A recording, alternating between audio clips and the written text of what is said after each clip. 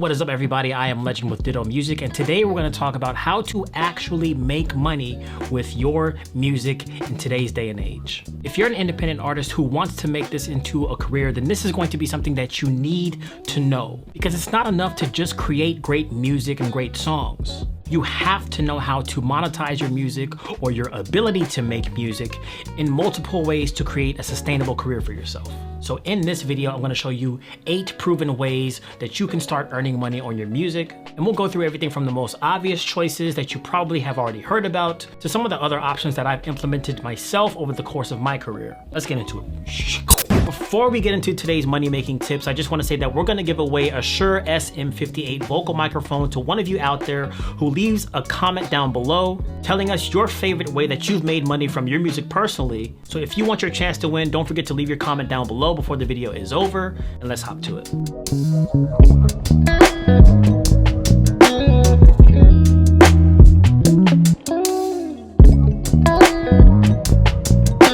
Before we start anywhere, chances are if you're watching this video on this YouTube channel, you may be looking for a distributor to get your music out there to the world. Well, you have come to the right place, because here at Ditto Music, you can release unlimited songs worldwide to all the major streaming platforms that are out there and retain 100% of the royalties that you make from your streams. So if you want to give that a try, check the link down in the description for a free 30-day free trial to Ditto Music. See how you'll like it yourself. Now let's talk about how to make some money. Option number 1, one of the most obvious ones. Let's just get all the obvious ones out the way: streaming royalties. Now, you're not going to get rich off of these streams, let's be real, especially when you're first starting out, but you can see this as sort of a passive residual income type of option. The same way that a YouTuber like myself would see their view count on a YouTube video, and how that is actually residual income that's constantly coming in the more views that they get. How do you get your music out there? A distribution platform like Ditto Music.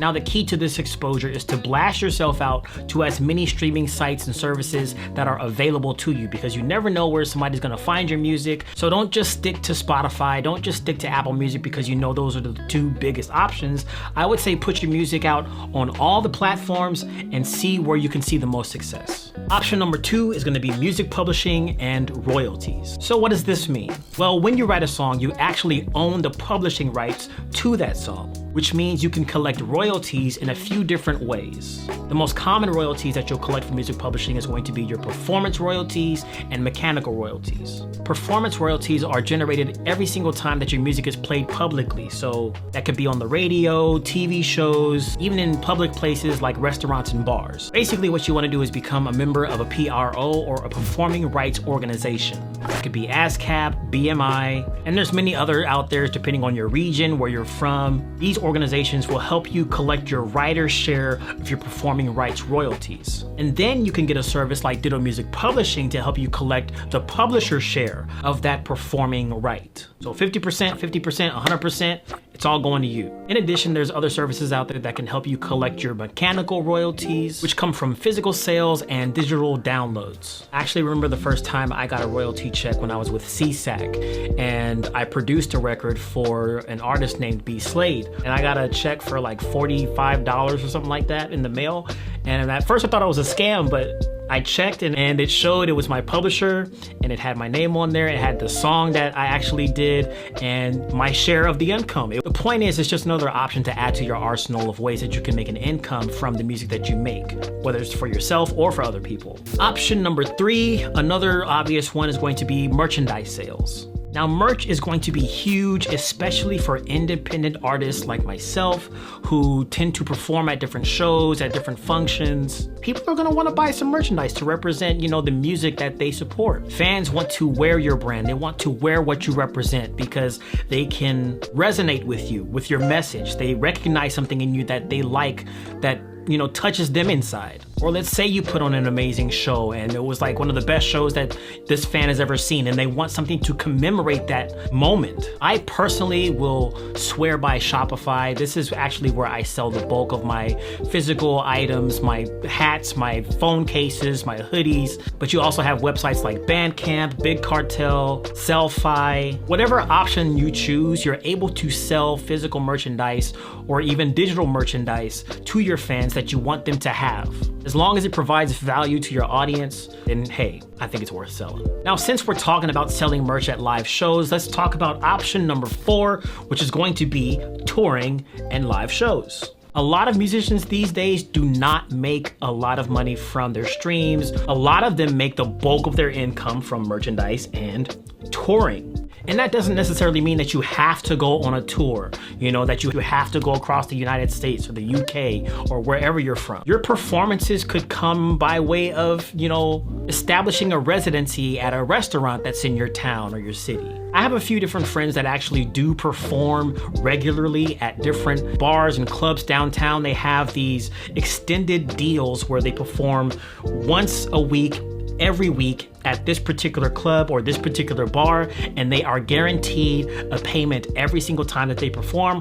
Plus, the people that are there often tip them if the show is good enough. If you're someone who doesn't have all the resources to go on a full-on tour, then maybe you could just stick to your locale, find a restaurant that accepts live music, find a club, a bar that is interested in having a live performer there, show them what you're able to bring to their atmosphere until eventually you'll be playing at the big clubs and arenas eventually and stadiums. And I mean, we're dreaming big here, but that's the pipeline, that's where everybody wants to go. So let's dream, we can dream. Now for option number 5, which is going to be sync deals and licensing. Sync licensing is where you can really start to earn big money. And also the thing about this is there's many different ways to get into sync licensing, some harder than others, some easier than others. As long as you put your best foot forward, then you'll have a good chance out there. And of course, once again, your music has to be good enough. But if you've got music that can fit a particular vibe for a show, for a commercial,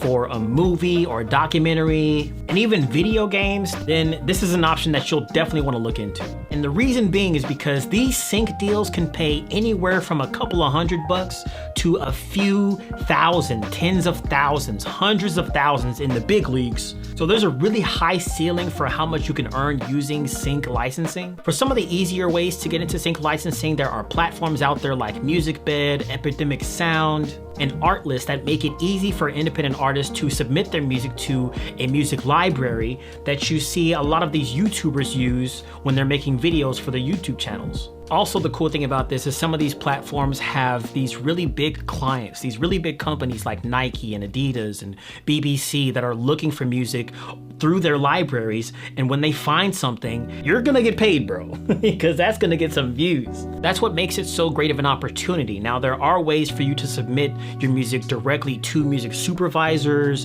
and filmmakers, TV producers, and ad agencies, but you really do have to have the best connections for this. But if you want a more hands-off approach, just to at least start things out, you can use services like Ditto Music Publishing to get your music uploaded to the service, and then they will pitch your music for you to these different companies, these different entities for television, movies, video games. And as somebody who gets really overwhelmed by the idea of networking, this passive approach can be a really great way to put your foot in the door and get started with sync licensing. Option number 6 is going to be crowdfunding and fan support.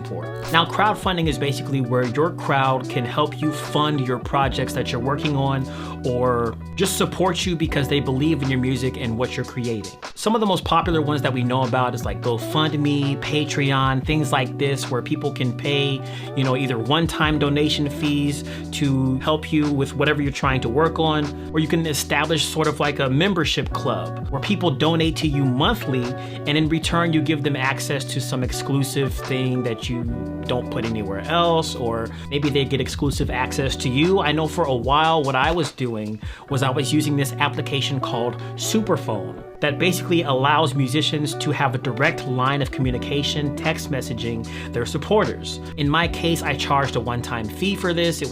I think it was like $10, and from then on you were part of the Legends Club. You had my personal number, you can text me at any time, and whenever I felt like responding or picking up, then I would actually do that. I basically use this application to blast text messages to my entire subscriber base that whenever I dropped a new project, and that would drive more sales, or when I dropped a music video and they would come to my YouTube to watch it, and that would get my views up, which would also allow me to earn money from ad revenue. Or let's say if I was coming on tour to Los Angeles and I had a group of people on my contact list that lived in Los Angeles. I could send a text message to all of them with the link to my show for them to buy tickets to that show. Boom. The possibilities are really endless with this type of application, and that's why I really swear by Superphone, and I think it's a great tool for a lot of musicians these days, especially independent ones, to earn an income and also establish relationships with their fans. Option number 7 is going to be teaching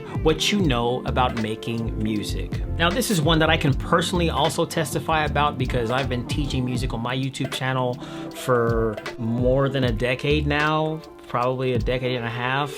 It's been a long time. So it was through my demonstrations on my YouTube channel where I started getting these emails from people asking for personal one-on-one coaching sessions and mentorships, where they want to know, how can I mix my music like this? Or how can I record my vocals? I'm just starting out, I need some help. What kind of gear should I buy? Once you learn so much about the music that you're making and you become a master at it, you become really good at it, you can teach people what you know the way that you know it. Even if you've never thought that you could see yourself as a teacher figure, just see yourself as someone who's imparting knowledge to somebody else that is willing to pay for it. And finally, option number 8 kind of goes hand in hand with this, but it's a little bit on the side, because instead of teaching somebody what you know about music making, you can offer your services to that person to just do it yourself for them, which is why I would say that it is very beneficial to be multifaceted in the music that you make, to know a little bit about everything: how to produce, how to write, how to record, how to engineer, how to mix, how to market yourself. If you can figure out how to solve someone else's problems, then someone is going to be willing to pay you to solve them for them. Case in point, if an artist is out here recording songs in their bedroom and they have no idea how to mix those songs, but you do because you have experience mixing your own music and music for other people, guess what? You can charge a mixing fee for that person. Let's say somebody's really good at producing, but they want to become an artist and they want to write their own songs, but they're not a good writer. They need a ghostwriter. They need to become Drake. See soon? Well, because you have experience writing songs, arranging songs, coming up with different vocal ideas, you can offer your services as a writer to this artist. You can charge them however much you want to charge and write their songs for them, offer that service to them. There's tons of different ways for you to get yourself out there in terms of selling these services, whether it's like Fiverr.com, Upwork.com, Freelancer.com. You can do what I suggest also and build your own website where you offer these services and you drive people to your website. Or let's say you're also a producer and you want to get, your beats sold, and you don't necessarily know artists personally that you can just be like, hey, I'll make some beats for you. There's BeatStars, Airbit. There's all kinds of beat marketplaces out there for you to sell your music to people who are actively searching